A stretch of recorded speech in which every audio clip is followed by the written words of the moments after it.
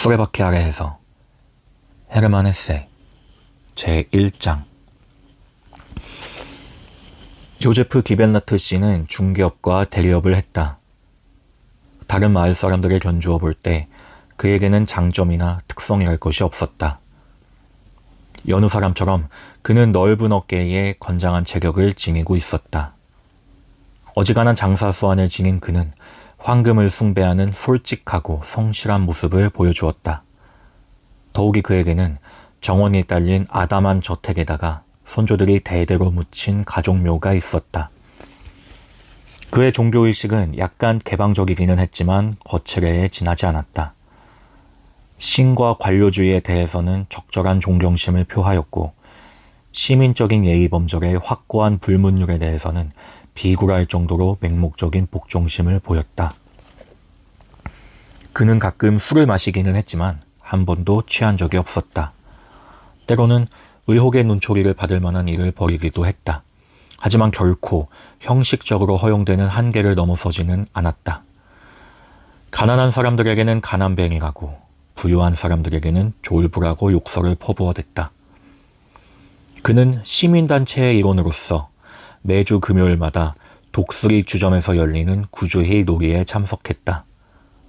뿐만 아니라 빵 굽는 날이나 라구를 먹는 날, 그리고 순대 수프를 먹는 날에도 빠지지 않았다.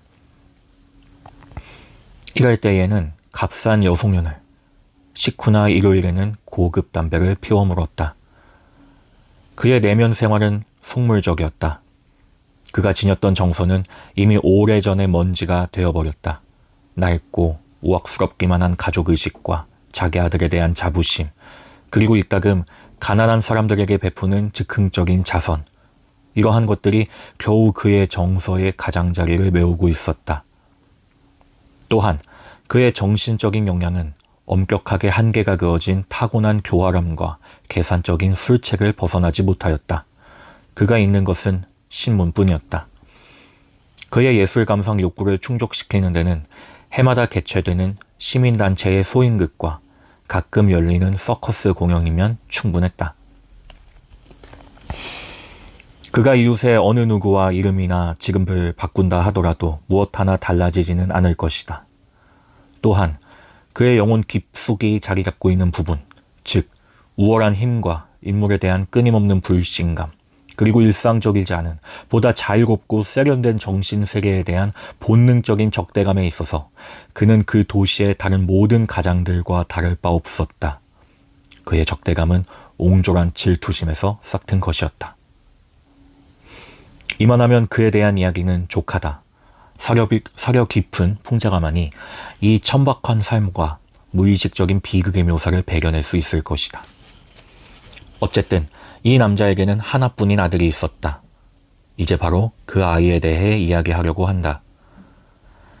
한스 기벤라트는 의심할 여지 없이 재능 있는 아이였다. 그가 얼마나 섬세하고 남다른지는 다른 아이들 틈에 끼어 돌아다니는 그의 모습을 바라보기만 해도 쉽게 알 수 있었다. 슈바르츠발트의 이 자그마한 마을에서는 여지껏 그러한 인물이 배출된 적이 없었다. 이 좁은 세계 너머로 눈을 돌리거나 영향을 끼칠 만한 사람이 여기서는 아직 한 명도 나오지 않았다. 진지한 눈망울과 영리해 보이는 이마, 그리고 단정한 걸음걸이를 이 소년이 도대체 어디서 물려받았는지는 신만이 알리라. 혹시 어머니로부터? 그녀는 벌써 여러 해 전에 세상을 떠났다. 그녀가 살아있을 때 사람들은 그녀에게서 별로 두드러진 특징을 발견하지 못했다. 단지 언제나 병들고 근심에 쌓인 모습을 보았을 뿐이었다. 그의 아버지는 전혀 고려의 대상이 되지 못했다.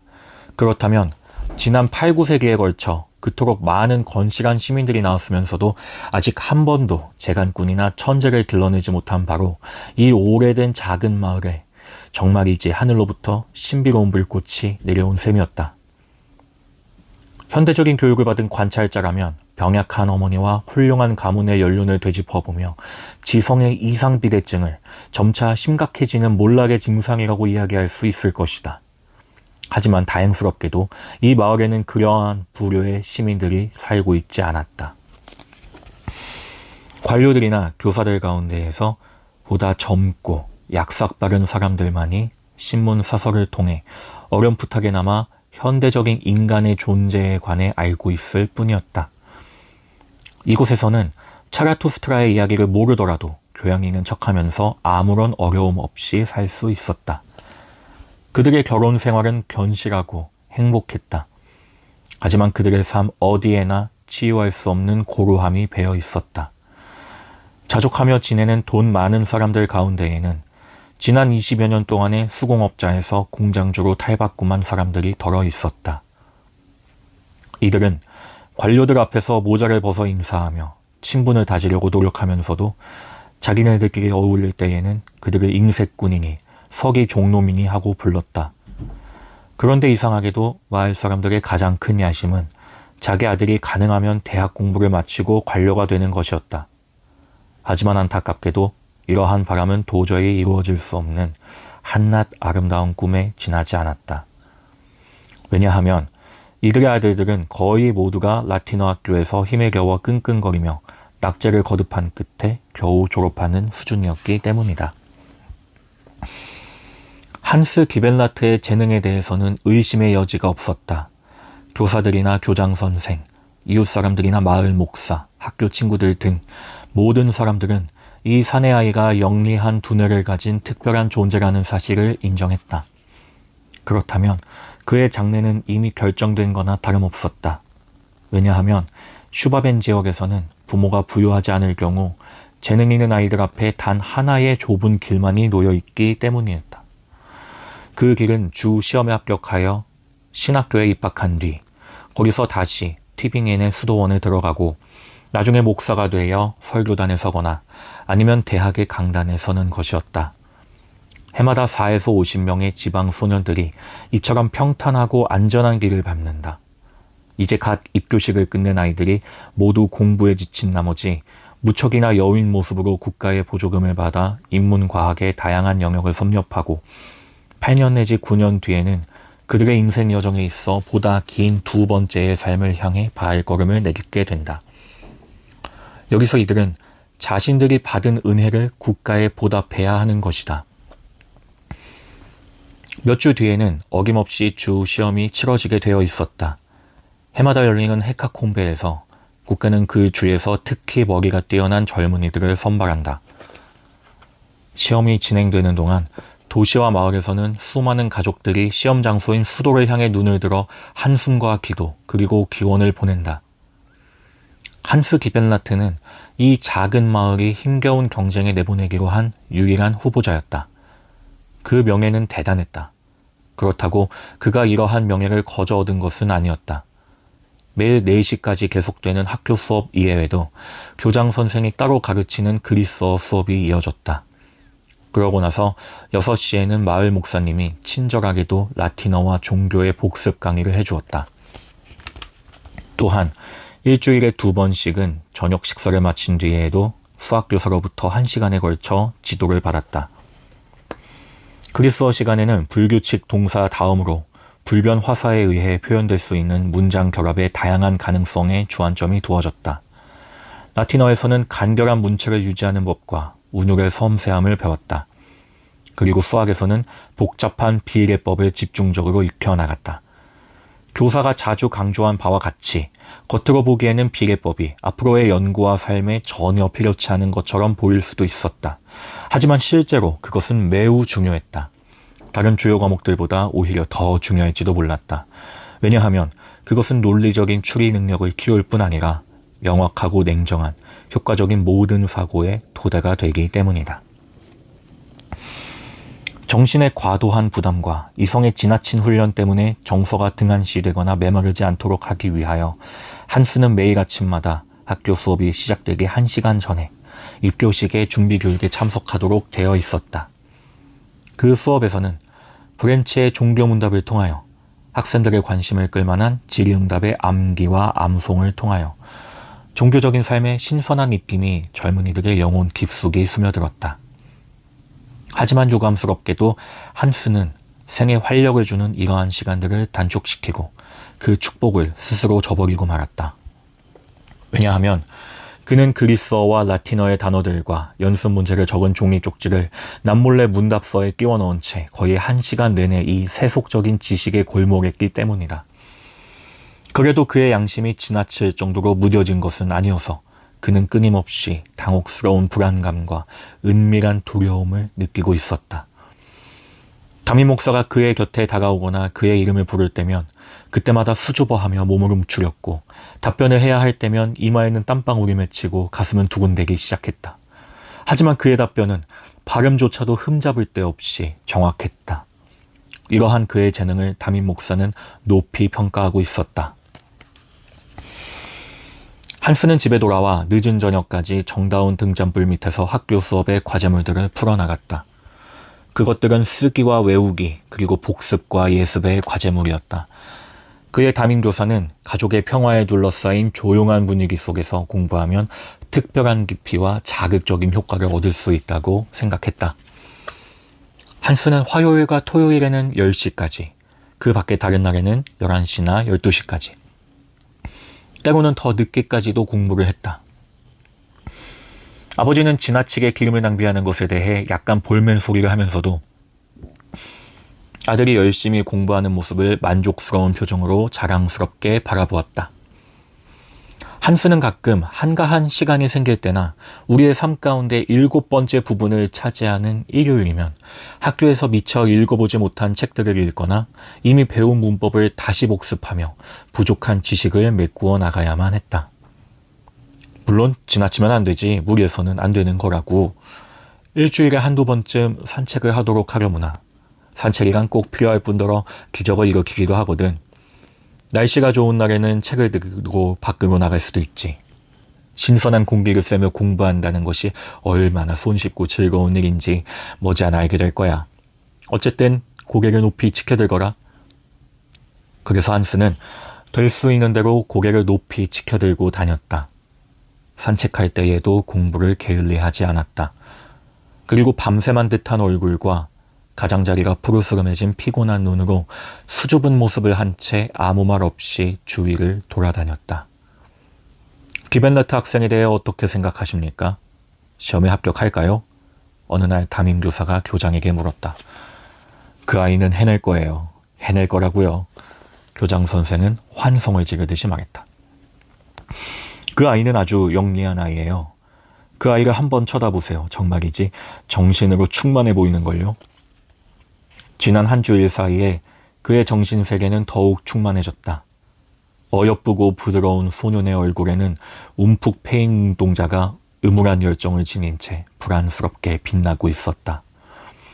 아름다운 이마에는 그의 정신을 드러내는 듯한 가느다란 주름들이 움직이고 있었다. 또한 가늘고 마른 팔과 손은 축 늘어진 채 보티첼리를 연상케 하는 나른한 우아함을 보여주었다. 이제 시험날이 다가왔다. 한스는 다음날 아침 아버지와 함께 슈투트가르트로 떠나기로 되어 있었다. 거기에서 주 시험을 치르고 자신이 신학교의 좁은 수도원 문을 들어설 자격이 있다는 사실을 입증해야 했다. 방금 그는 교장 선생과 작별의 인사를 나누었다. 두려움의 대상이었던 그 지배자는 헤어질 무렵에 보통 때와는 달리 부드럽게 말하기 시작했다. 오늘 저녁에는 더 이상 공부하지 말아라. 내게 약속할 수 있겠지? 내일 아침에는 아주 건강한 상태로 슈투트가르트에 도착해야 한다. 이제 1시간가량 산책하고 나서 일찍 잠자리에 들도록 해라. 젊은이들은 충분한 수면을 취해야 하는 법이라고. 한스는 교장 선생으로부터 무서운 충고를 실컷 들으리라고 생각했었다. 하지만 이처럼 호의 어린 격려를 듣고 나니 그저 얼떨떨하기만 했다. 그는 숨을 크게 내쉬며 교정을 나섰다. 커다란 피르히베르크의 보리수들은 늦은 오후에 뜨거운 햇살을 받으며 흐릿하게 반짝이고 있었다. 시장터에는 2개의 커다란 분수대가 출렁거리며 깜빡이고 있었다. 그리고 검푸른 잣나무로 가득한 주위의 산들이 곧지않게 들어선 지붕 너머로 내려다보고 있었다. 소년 한스에게는 이 모든 것들이 오랫동안 보지 못했던 광경처럼 여겨졌다. 한스 자신이 유혹에 빠질 만큼 너무나도 아름답게 느껴졌다. 한스는 머리가 아팠다. 하지만 오늘은 전혀 공부하지 않아도 괜찮았기 때문에 기분이 매우 좋았다. 그는 천천히 시장터를 가로질러 낡은 시청을 지나고 시장 골목을 거쳐 대장간을 지나서 오래된 다리에 이르렀다. 거기에서 한동안 이리저리 돌아다니다가 마침내 넓은 다리 난간에 걸터 앉았다. 그는 여러 달에 걸쳐 매일 4번씩이나 여기를 지나다녔었다. 그런데도 다리 위에 있는 자그마한 고딕식의 예배당을 제대로 쳐다본 적이 없었다. 뿐만 아니라 강물이나 수문, 둑이나 방앗간 등을 전혀 눈여겨보지도 않았었다. 수영터인 초원이나 수양버들이 늘어진 강변도 그냥 지나쳤었다. 그 강변에는 제혁 공장이 들어서 있었다. 강물은 호수처럼 깊고 푸르게 그리고 잔잔하게 흐르고 있었다. 끝이 뾰족한 버드나무 가지들은 휘어진 채 강물에 닿을 정도로 깊이 드리워져 있었다. 한스는 여기서 보냈던 시간들을 다시 회상해 보았다. 예전에 그는 반나절 혹은 하루 온종일 수영도 하고 잠수도 하고 노도 젓고 낚시도 했다. 아, 낚시질. 이제 그는 낚시하는 법조차 거의 잊어버렸다. 지난해에는 시험 준비 때문에 낚시질이 금지되었었다. 그래서 그는 쓰디쓴 눈물을 흘려야 했다. 낚시질. 그것은 오랜 학창시절 가운데 가장 아름다운 추억거리였다. 수양버들의 옅은 그늘 아래 물레방앗간에 둑에서 떨어지는 깊고도 잔잔한 물소리, 물 위에 어른거리는 불빛과 길게 늘어진 낚싯대의 잔잔한 흔들림, 그리고 미끼를 문 고기를 잡아당길 때의 흥분, 차갑게 꼬리를 흔들어대는 살이 오른 물고기를 손에 잡아들 때의 그 형용할 수 없는 기쁨. 그는 더러 윤기나는 잉어를 낚아올리기도 했다. 흰 잉어와 탐스러운 잉어들, 그리고 멋진 빛깔을 자랑하는 자그마한 잉어들. 오랫동안 그는 강물 위를 물끄러미 내려다보았다. 푸른 강변을 바라보는 사이에 어느덧 깊은 상념에 사로잡히고 어쩐지 애수에 젖어들기 시작했다. 어린 소년의 아름답고 자유로운 거친 즐거움이 그토록 멀어져 간 것만 같았다. 무심결에 한스는 주머니에서 빵 한 조각을 꺼내 크고 작은 덩어리를 만들었다. 그러고는 그것들을 물속에 던져넣고 물고기들이 물속에 가라앉는 빵 부스러기를 뜯어먹는 모습을 지켜보았다. 처음에는 아주 자그마한 금붕어들이 달려들었다. 그러고는 작은 덩어리들을 개걸스럽게 먹어치운 뒤 굶주린 듯한 주둥이로 큰 덩어리들을 이리저리 물쳐댔다. 이리저리 밀쳐댔다. 그러자 덩치가 더 커다란 은빛 잉어가 천천히 그리고 조심스럽게 다가오기 시작했다. 그 고기의 거무스레하고 펀펀한 등은 희미하게 남아 강바닥과 구별되었다. 은빛 잉어는 빵덩어리 주위를 조심스럽게 에워싸더니 갑자기 주둥이를 둥글게 벌리고는 재빨리 삼켜버리는 것이었다. 완만하게 흐르는 강물에서는 후텁지근한 향내가 피어올랐다. 여러 조각의 엷은 구름들은 푸른 소면 속에서 어렴풋하게 비치고 있었고 물방앗간에서는 둥근 톱니바퀴가 신음소리를 내며 돌고 있었다. 그리고 강물은 두 군데의 둑에서 시원하면서도 나지막하게 흘러나와 한 군데로 모여들었다. 소녀는 입교식이 행해졌던 지난 일요일을 생각하고 있었다. 감동을 자아내기에 충분한 엄숙한 예식이 진행되는 동안에도 그리스어의 동사를 외우고 있는 자신을 발견하곤 했었다. 다른 경우에도 종종 그런 일이 벌어졌다. 그럴 때마다 한스의 생각은 뒤범벅이 되곤 했다. 학교에서도 그는 눈앞에 놓여있는 공부 대신에 이미 했거나 아니면 나중에 해야 할 공부를 늘상 생각하고 있었다. 그래, 시험을 잘 치를 수 있을 거야. 한스는 멍하니 자리에서 일어났다. 하지만 어디로 가야 할지 마음을 정하지 못했다. 갑자기 힘센 손이 그의 어깨를 붙잡았고 친근한 남자의 목소리가 그에게 말을 걸었다. 한스는 깜짝 놀랐다. 잘 있었어, 한스. 잠시 나랑 산책 좀 할까? 그 사람은 구두방 아저씨 플라이크였다. 한스는 예전에 가끔 그의 곁에서 저녁 나절을 보내기도 했지만 그건 벌써 오래전의 일이 되고 말았다. 한스는 그와 함께 걷기 시작했다. 하지만 신앙심이 깊은 이 경건주의자의 이야기를 별로 주의 깊게 듣지는 않았다. 플라이크는 시험에 관한 이야기를 꺼내었다. 그러고는 소년 한스에게 행운을 빌고 용기를 북돋워 주었다. 정작 그가 이야기를 건넨 궁극적인 목적은 시험이란 단지 외형적이고 우연한 일에 지나지 않는다는 사실을 한스에게 환기시켜 주려는 것이었다. 시험에 떨어진다고 부끄러워할 필요는 없었다. 그것은 가장 탁월한 학생에게도 생길 수 있는 일이라고 말해 주었다.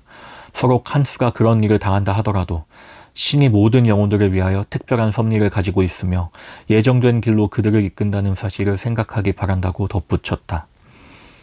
한스가 이 남자에 대하여 전혀 양심의 가책을 느끼지 않는다고는 말할 수 없었다. 한스는 그의 의젓하고 장중한 성품을 존경해 오던 터였다. 하지만 마을 사람들은 플라이크 아저씨와 다른 비도의 형제들에 대하여 우스꽝스러운 이야기들을 많이 늘어놓고는 했다. 한스도 어떤 때는 이들의 농담이 옳지 않다는 것을 잘 알고 있으면서도 예외 없이 함께 웃음을 터뜨렸었다. 게다가 한스는 자신의 비겁함을 부끄러워해야 할 판이었다.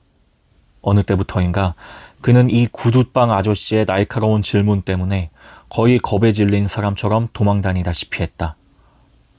한스는 자기 자신과 교사들의 자랑거리가 된 뒤로 약간 교만해져 있었다. 그래서 구두빵 아저씨 플라이크는 종종 우습다는 듯이 그를 쳐다보았고 그의 건방진 마음을 꺾어보려고 애를 쓰기도 했다. 그래서 소년 한스의 영혼은 호의가 넘치는 이 인도자의 손에서 자꾸만 멀어져 갔다. 이미 한스는 반항심이 한창 절정에 달한 나이였기 때문이다. 그는 자신의 자아의식을 건드리는 별로 달갑지 않은 모든 접촉에 대해서 민감하게 촉각을 곤두세우고 있었던 것이다. 지금 한스는 이야기를 들려주는 이 아저씨 옆에서 나란히 걷고 있으면서도 아저씨가 염려와 친절에 가득 찬 시선으로 자기를 굽어보고 있다는 사실을 전혀 알지 못했다. 크로넨가세에서 그들은 마을 목사와 마주쳤다. 구두빵 아저씨는 점잖으면서도 차갑게 인사를 하고는 서둘러 사라졌다. 왜냐하면 마을 목사가 새로운 유행을 따를 뿐 아니라 부활도 믿지 않는다는 소문이 널리 퍼져 있었기 때문이다. 마을 목사는 한스를 데리고 걷기 시작했다. 어떻게 지내니? 그가 물었다. 이제 곧 시험이 있을 텐데 기분이 좋겠구나. 예, 괜찮아요. 그래, 정신 바짝 차리도록 하거라. 우리가 너에게 모든 희망을 걸고 있다는 걸 잘 알고 있겠지? 특히 라틴어 시험에서 좋은 성적을 거두기 바란다. 하지만 혹시라도 제가 시험에서 떨어지게 된다면 한스는 수줍은 듯이 말했다. 떨어진다고? 목사는 너무나도 놀란 나머지 그만 제자리에 멈추어 섰다. 시험에서 떨어진다는 건 도저히 상상할 수가 없구나. 전혀 불가능한 일이야. 어떻게 그런 생각을 할 수 있니? 전 그냥 만약 그렇게 된다면 그렇게 되지 않을 거야, 한스. 그럴 리가 없어. 그런 걱정은 안 해도 될 거야. 자, 그럼 너희 아버님께 인사 좀 전해주려무나. 용기를 내. 한스는 마을 목사의 뒷모습을 바라보고 난 뒤에 구두빵 아저씨가 사라진 쪽을 향해 눈을 돌렸다. 그 아저씨가 무슨 말을 했던가? 만일 온전한 마음과 신에 대한 경외심을 가지고 있다면 라틴어 따위는 그리 중요한 문제가 아니라고 했다. 아저씨처럼 말하기는 어렵지 않은 일이었다. 게다가 마을 목사까지. 만일 시험에서 떨어지게 된다면 한스는 그 앞에 얼굴도 내밀지 못할 것이다. 침울한 심정으로 집에 돌아온 한스는 언덕에 비스듬히 자리 잡은 자그마한 정원에 들어섰다. 거기에는 이미 오래전부터 사용하지 않아 거의 허물어져 버린 정자가 서 있었다. 예전에 그는 널빤지로 토끼집을 만들어 3년 동안이나 토끼들을 길렀었다. 하지만 지난 가을에 그 토끼들도 모두 빼앗기고 말았다. 시험 공부 때문이었다. 그 뒤로 한스는 기분 전환을 위한 시간적인 여유를 좀처럼 갖지 못했다. 한스가 정원에 마지막으로 들어간 일이 벌써 오래전이었다. 텅 빈 칸막이는 금방이라도 쓰러질 것만 같았다. 벽모퉁이의 석순들은 다 허물어져 버렸다. 나무로 만든 자그마한 물레바퀴는 비틀어지고 깨어진 채 수도관 옆에서 할 일 없이 나뒹굴고 있었다.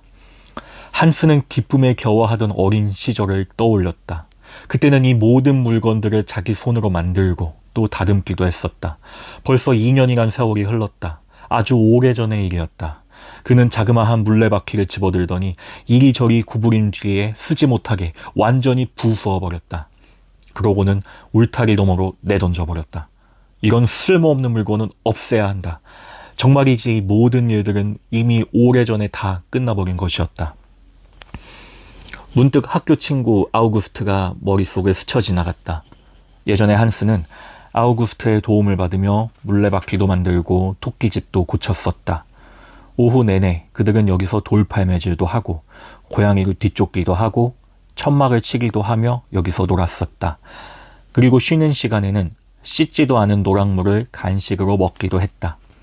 그러다 한스는 공부에 전념해야 했고 1년 전에 학교를 그만둔 아우구스트는 기계 견습공이 되었다. 그 뒤로 아우구스트는 2번밖에 얼굴을 내보이지 않았다. 물론 그도 시간이 없었던 것이다. 구름의 그림자가 서둘러 골짜기 너머로 흘러가고 해는 이미 산기슭에 거의 닿아 있었다. 잠시 한스는 몸을 내던진 채 울부짖고 싶은 충동을 느꼈다. 하지만 그 대신에 헛간에서 손도끼를 들고 나와서는 가냘픈 팔로 마구 휘둘렀다. 토끼집이 산산조각으로 쪼개져 버렸다. 나무 조각들은 이리저리 튕겨 올랐고 철못들은 삐걱하는 소리를 내며 휘어지고 말았다. 지난해 여름에 쓰다 남은 썩은 토끼 먹이들이 밖으로 드러났다. 한스는 닥치는 대로 손도끼를 휘둘러댔다. 마치 토끼와 친구 아우구스트 그리고 어린 시절의 옛 추억들을 모두 지워버릴 수 있기나 한 것처럼. 아니 원 이럴 수가. 도대체 이게 무슨 짓이니? 아버지가 창가에서 밖을 향하여 소리쳤다. 너 거기서 뭐 하는 거니? 땔감을 만드는 거예요. 한스는 더 이상 대답하지 않았다. 그냥 손도끼를 내던지고는 안뜰을 가로질러 골목길로 나선 뒤에 강기슭을 따라 상류로 걸어갔다. 양조장 가까이에는 2개의 뗏목이 묶여 있었다. 예전에 그는 가끔 뗏목을 타고 강물을 따라 몇 시간이고 떠내려갔었다.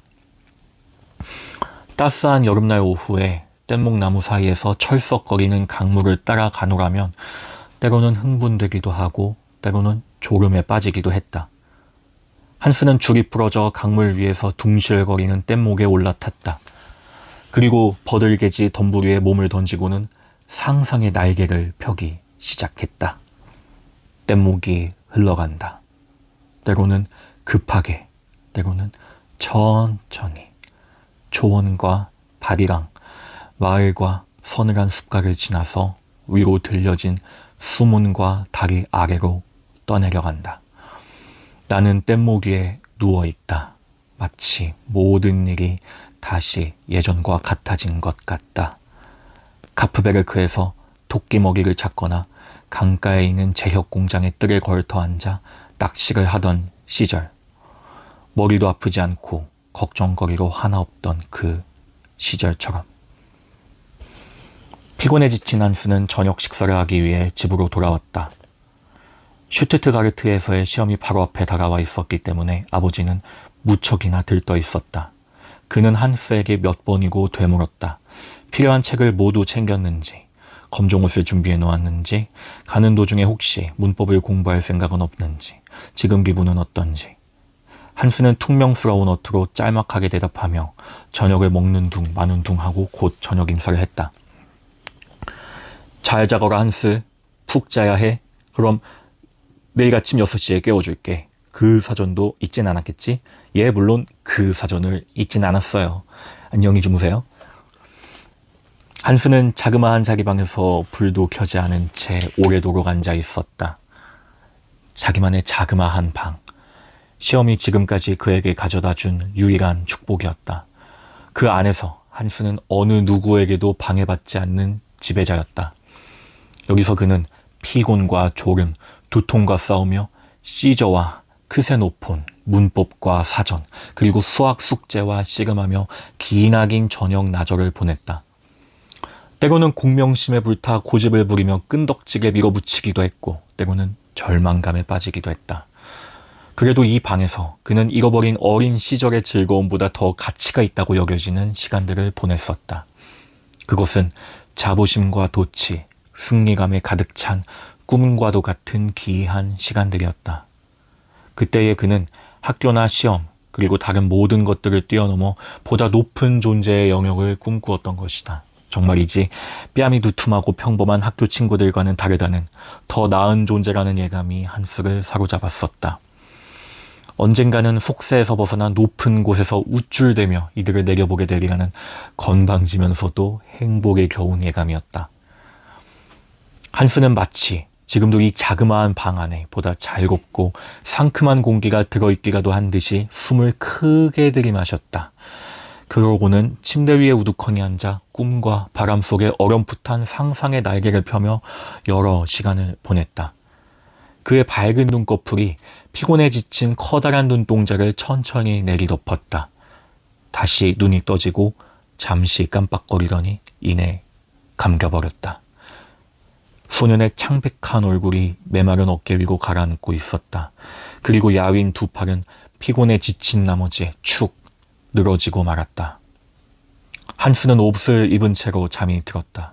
어머니처럼 다정하고 고요한 졸음의 손이 불안에 떠는 심장의 파도를 어루만지고 있었다. 그리고 귀여운 이마에는 가느다란 주름살을 펴주었다.